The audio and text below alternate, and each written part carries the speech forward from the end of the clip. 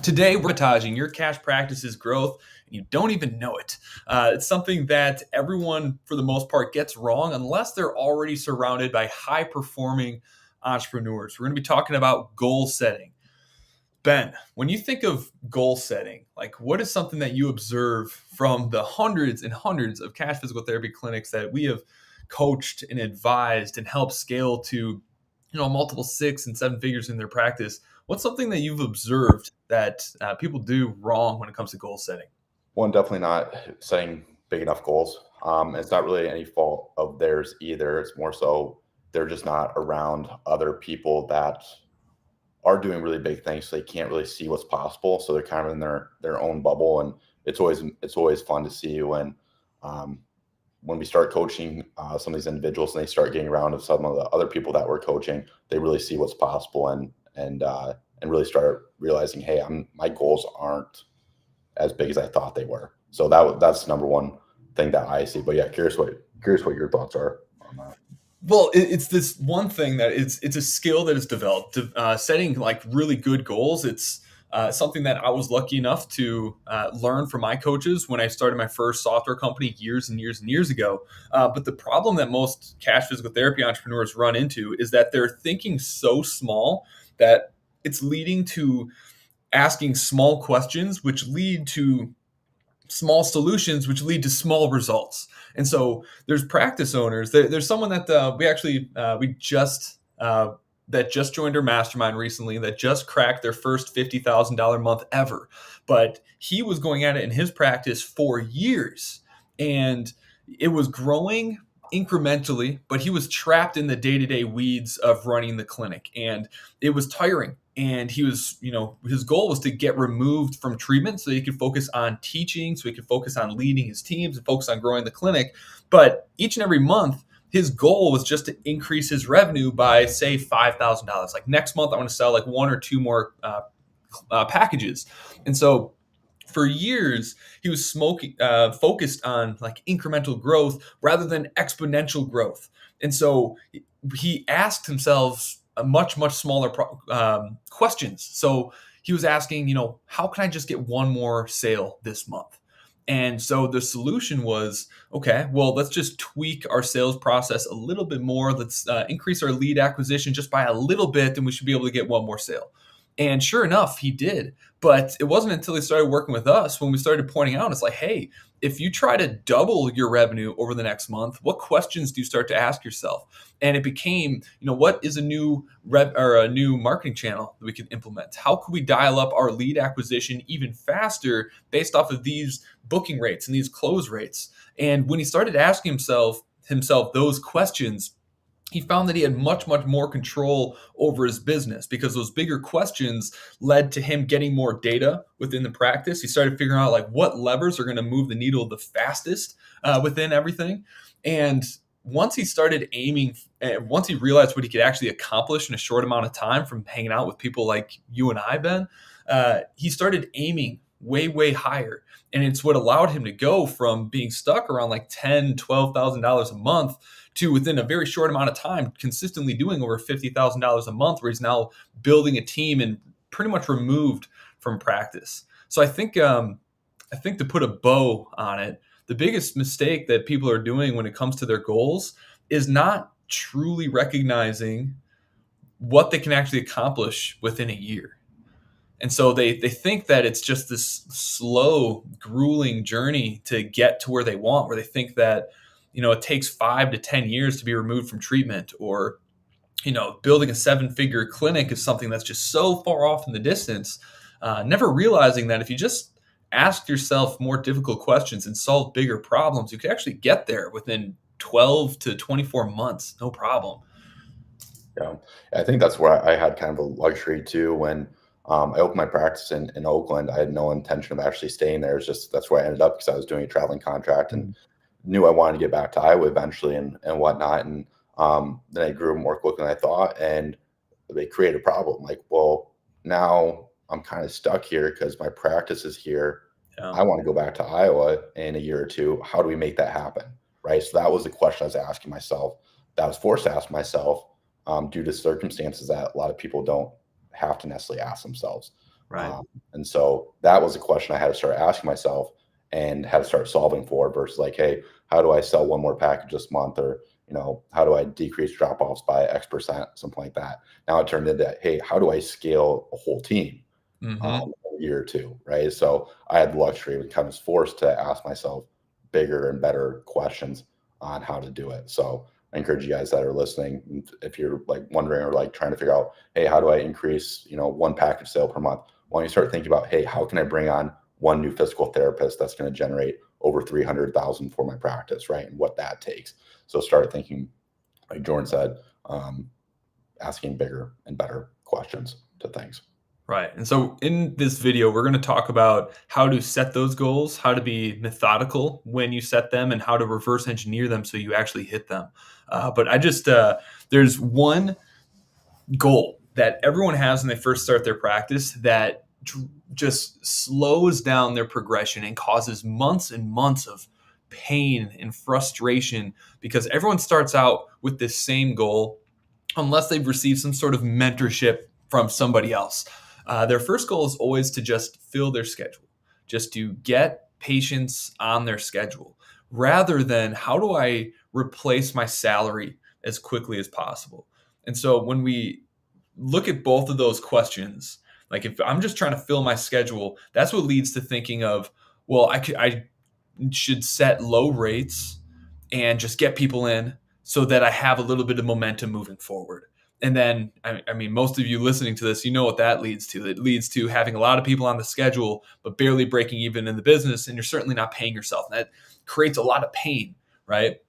But for those who start their practice and the first thing that they are thinking is, how do I make the type of income that I want? What's the fastest way to achieve that? Those are the people who have no problem starting out charging what it is that they need and figure out how to overcome the discomfort and the insecurity with charging those premium rates sooner, and ultimately find themselves in the dream position where sure they have like a full schedule, but they're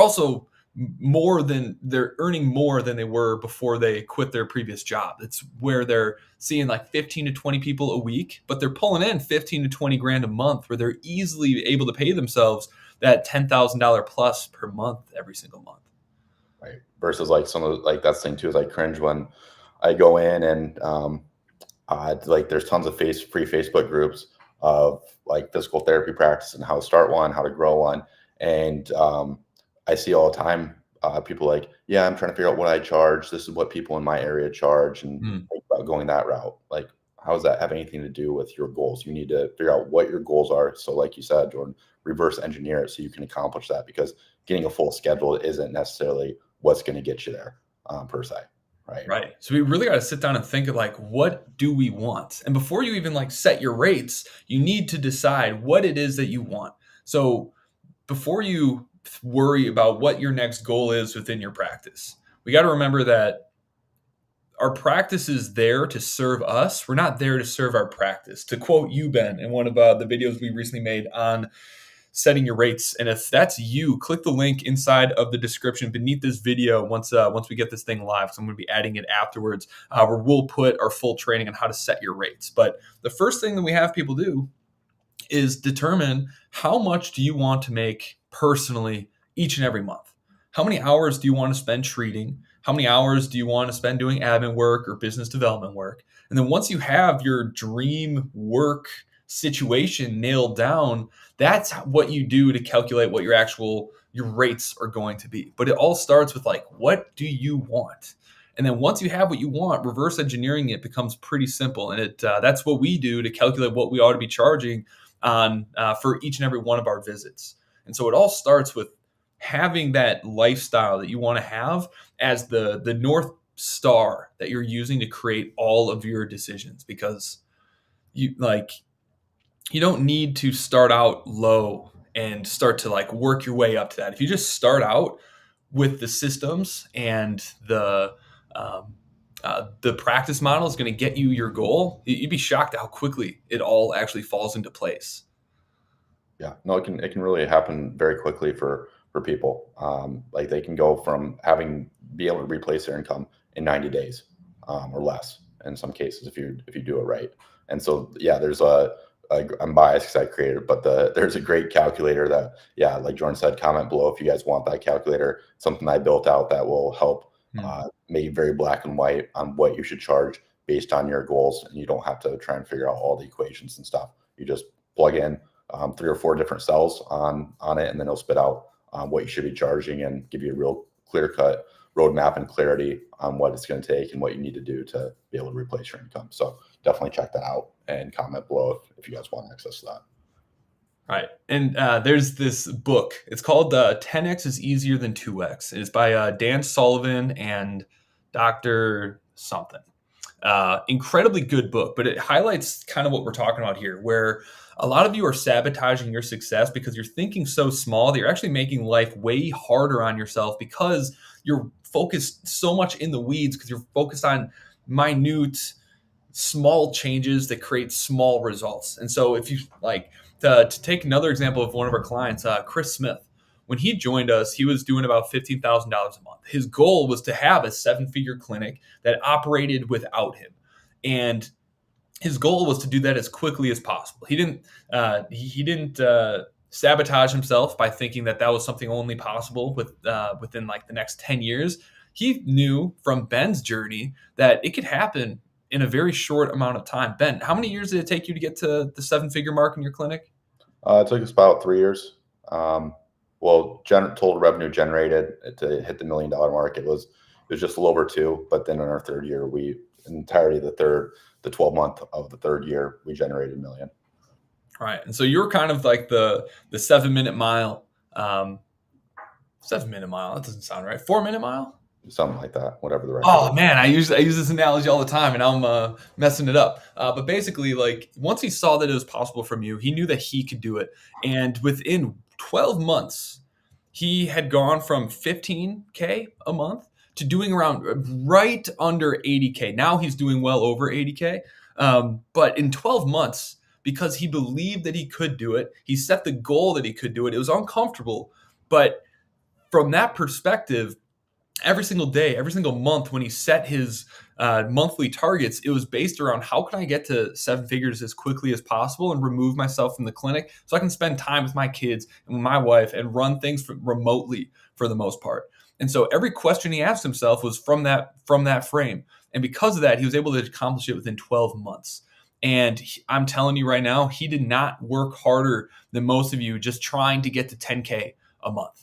He actually worked substantially less. He just asked himself much, much better questions. And as entrepreneurs, that's really the secret to everything.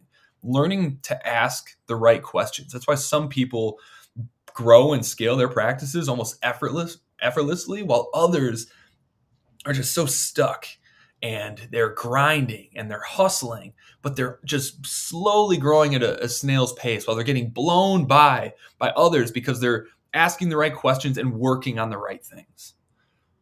Right. That's the thing too, is you can be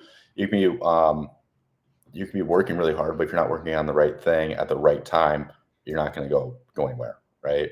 And you might have chosen the right thing, but it's actually the wrong time. Right? And then you might have chosen the right time, but it's the wrong thing. Right. So you really, to get things to move very quickly, you need to be focusing on all three of those things. So yeah, not to diminish Chris's work. He's a hard worker, but he just works really smart. Right. And that's why he's able to go a lot further and whatnot. So that's right. So for those of you who are listening in on this, how do we apply this? How do we start to think bigger?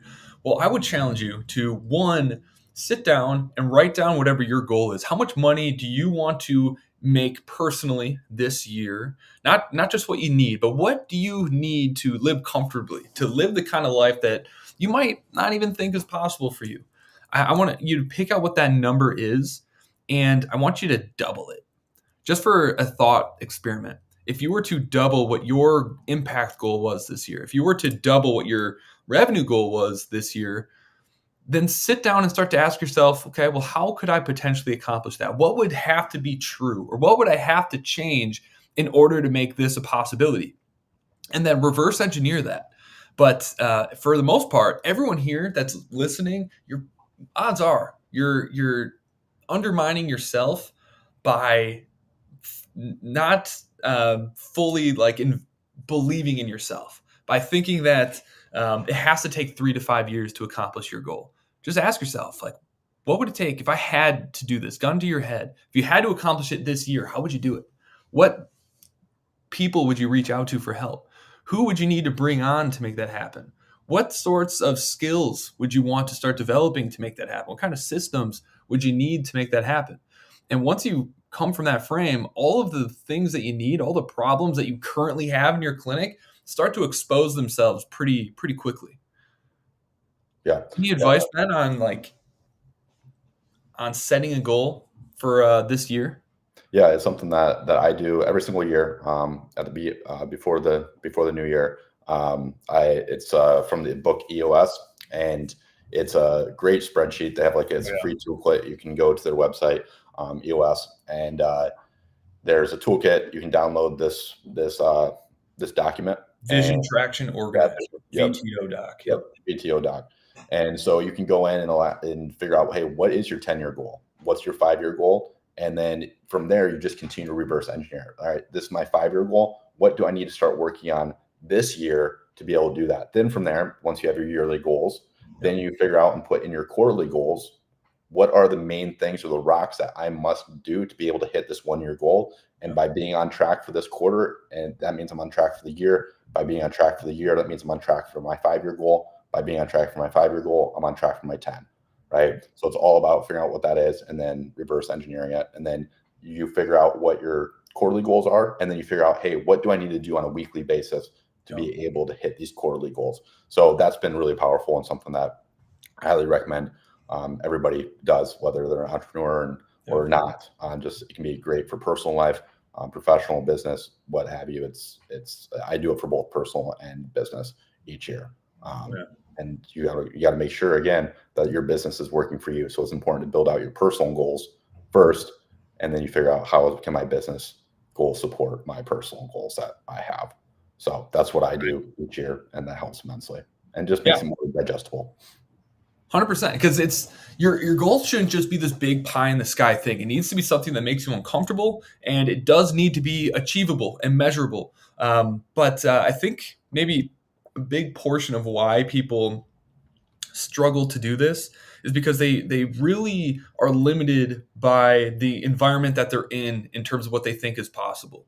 Like, you might come from a family that doesn't come from money. I know Ben and I don't. And so there's a time in our lives where the idea of having, being a millionaire and being able to have the time and financial freedom to really make a massive impact in our local communities and within the world was something that probably, for a while seemed impossible.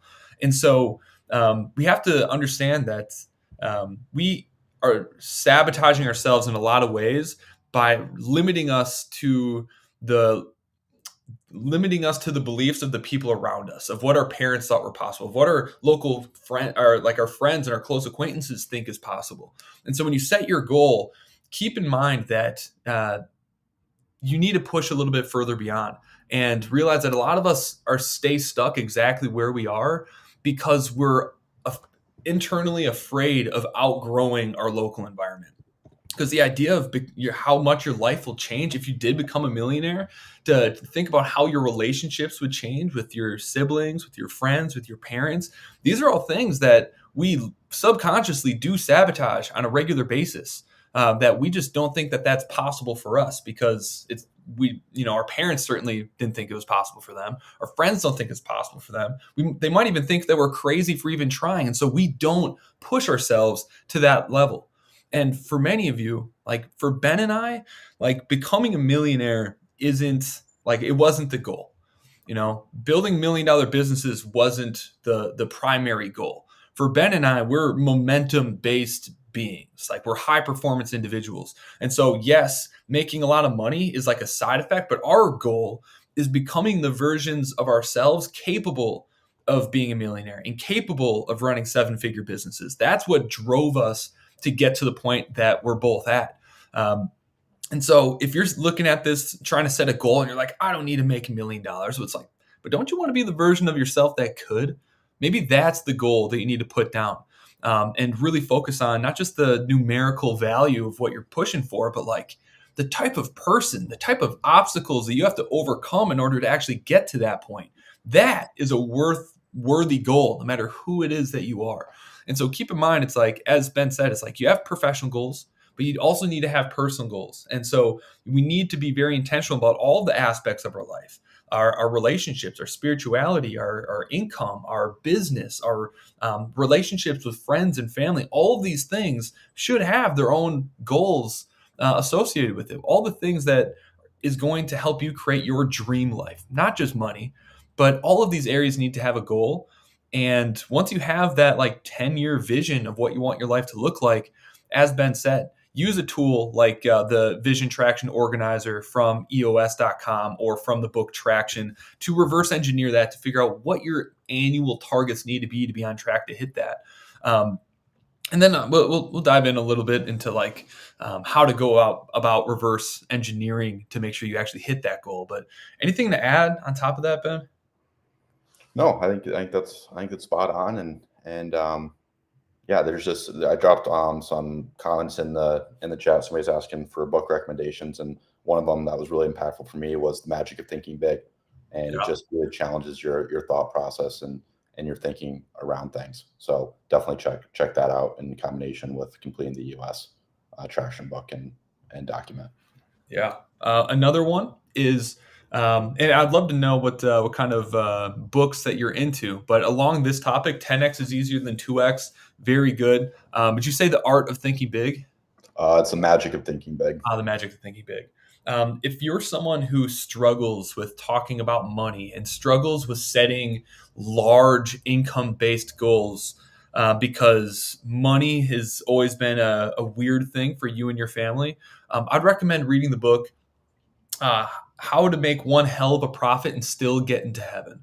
It's a really good book around reframing how to think about money, and by reframing how you think about money, allow you to set bigger goals associated with that within your business. Because we know the more money our business makes, the more impact we're able to have on the world, the more impact we're able to have on our families, and the more flexibility we get to have within our own lives to not only do all the fun things, but also to be able to help who we want, how we want, whenever we want, which I think is everyone's goal within the audience of this podcast. Yeah, and I think there's something that's really helped me with this is realizing like money's got to go somewhere.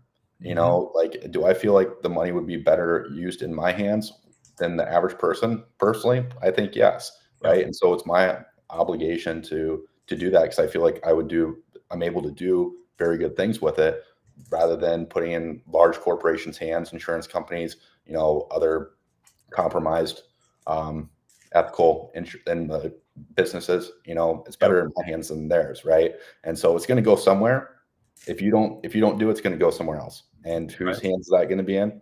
Who knows, right? So if you feel like you're better, but you're going to be able to do a better use of it than the average person, then you should be trying to accumulate as much wealth as you can to be able to do good with it.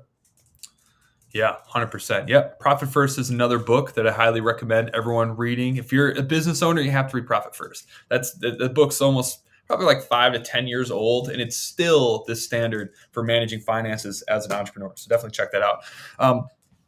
But yeah, um, when it comes to setting your goals, once you have one that feels scary, one that I'd say if we created a checklist for knowing whether or not your goal is the right goal, what do you think that checklist would look like, Ben? I can think of a few things that would be like, okay, this is a good goal, but what would you say the characteristics are of a worthy goal? Well, I mean, in PT school, we learned that you have the smart goals. What is it? Of Specific, course. measurable, attainable. I don't know. I can't remember. And then time.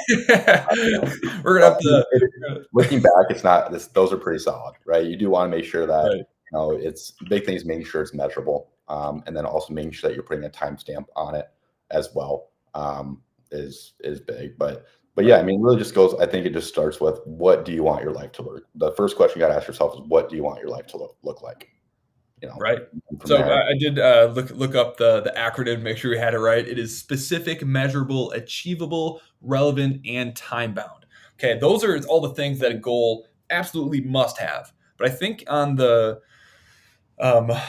on the almost like a emotional spectrum of it, I think a worthy goal that is big enough to create real change within your life and within your business, it needs to be scary. It needs to freak you out. Um, and quite honestly, it should make you a little bit uncomfortable if you did achieve it. Because one thing that I know that I struggled with, that I know sabotaged me for a really long time, is I grew up with less than pretty much everyone else around me within my life. And so my view on money was pretty negative. I didn't like people that had a lot of money because they got to do all these things that I never got to do. And that created a lot of envy within me. And that created the environment and the circle and the people I surrounded myself with that had similar thought processes to that. And so when I started entrepreneurship when I was 18, I still kind of had these philosophies, and it was scary for me to think about, if I started making all of this money, like who am I? Are my friends still going to like me? And the thought of outgrowing your inner circle is a really really scary thing. And if you are setting goals, if you're setting big goals that you want to change your life, you should feel that a little bit. It's a very very natural thing that all entrepreneurs have to deal with if they are setting goals that are going to make a massive impact within our industries. And so if you're wondering if you have the right goal, ask yourself, is this going to just enhance my lifestyle, or is this going to change my lifestyle? Is this going to put me in a whole new bracket? What is this going to mean for my family? And if it's just incremental change, then I would argue that it's not big enough of a goal. It should be an exponential growth curve. And when we aim for that exponential growth, that's when we're going to start to ask really really good questions. We're going to set really good quarterly milestones to achieve that goal. And you're going to get a lot more clarity around what's broken within your business and what needs to change in order to get where you're trying to go. 100%. I think it's great. It's got, yeah, you've got to be able to set goals that, yeah, your life is just going to look completely different. Right. And And because even, that's scary. So, right. And even if you don't hit them, like who cares? Because you're still going to greatly surpass your previous goal. So whatever your goal is, at least double it. And if that doesn't scare you yet, 10x it. Okay. And then reframe every single meeting you have, every single planning meeting you have of like, how could I hit this? Because even if you fall wildly short, you still are going to be astronomically further ahead than if you just kept that 2x mentality. So, how we doing? Oh, beautiful. So the final notes on how to set goals is, how do we actually make sure that we're on track to hit them? Ben, you want to do a quick little overview on rocks and how to make sure, like on a quarterly basis, we're on track to hit our annual goal? yeah. So we sit down, and for like the business, I sit down to discuss and figure out what are the yearly goals that we want to hit. And then from there, reverse engineer into quarterly goals. And from there, now that I have those goals, I sit down with our leadership team within ProKinetics and discuss how are we going to get here, and we brainstorm. What are the most important things that are going to be critical for us to be able to hit these 3 to 5 things? So we choose rocks. Rocks are like the 3 to 5 core things that need to happen for us to be able to hit our yearly goal. We write those down, and then we bring those into like, what do we need to be doing on a weekly basis to be able to hit these quarterly goals? Okay, by the end of the quarter, what do we need to be doing weekly? We meet weekly. It's called an L10 meeting, a level 10 meeting, and we sit down and discuss, hey, what's the good news? What did we do well last week? What do we need to keep doing that's working? We sit down and discuss, we look at the to-do list that we had set for the week. Hey, are we on track to get this completed? Did we complete this on time if it was due this week?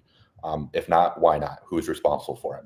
And then from there, we pull up the spreadsheet that has those 3 to 5 core rocks, and then the goals that we need to hit on a weekly basis, and we jot down whether we hit it or not, and what is our stats on that, right? Like, let's say we want to be generating 50 Facebook leads throughout the month. Okay, how much do we need to be spending on ads? How is our conversion rate on that? How is our conversion rate on phone call to in-person session reevaluation? How is our evaluation conversion? So we start looking at these different metrics to see where are we falling short. with it, and then course correct depending on what we're finding. And then that allows us to stay on track on a weekly basis. And we also assign that to somebody that is responsible for that specific goal, so they're held accountable for it. So that's kind of how we go about it. Right. And it's one of the most important things that there is, determining what are the correct quarterly milestones that you need to achieve in order to hit your goal. Because if you choose the wrong quarterly milestones, you're not going to hit your annual goal. And so I'm going to drop a link inside of the descriptions of this podcast below that you can download and go through yourself. It is a practice self-assessment. It is going to allow you to evaluate your own business in lead generation, lead nurturing, conversions, fulfillment, and patient retention to help you identify where are your weakest points within the business, which one of those you should focus on first, and what are the core systems within each of those categories that you should have, so that it gives you a very clear picture of what needs to be focused on next, what should be your rock, and then what are the systems that you may be missing that could help accomplish that rock to make sure you're on track to hit your annual goal, to start changing your life faster than you thought possible. Because if there's one thing Ben's practice and what our clients have taught us, is that your life can change very, very quickly when you're focused on the right stuff, when you're asking the right questions, and you're in an environment to be able to get those solutions quickly. So click the link that I will be dropping beneath this video. Once we're done with this live, download it, assess your business. And if you're interested in talking with our team on how we could potentially help you implement all of the changes that you need to see in your practice to start growing quickly, to get removed from treatment faster, so you can start living life and having the cash physical therapy lifestyle that you've always wanted, just scan this QR code or click the link in the description beneath this video. We'd be happy to talk with you, help you understand your practice evaluation, and give you some actionable steps to be able to be on your way to have the work-life balance that you've been looking for. Anything to add, Ben? Oh, this was fun. Awesome, everybody. See you on the next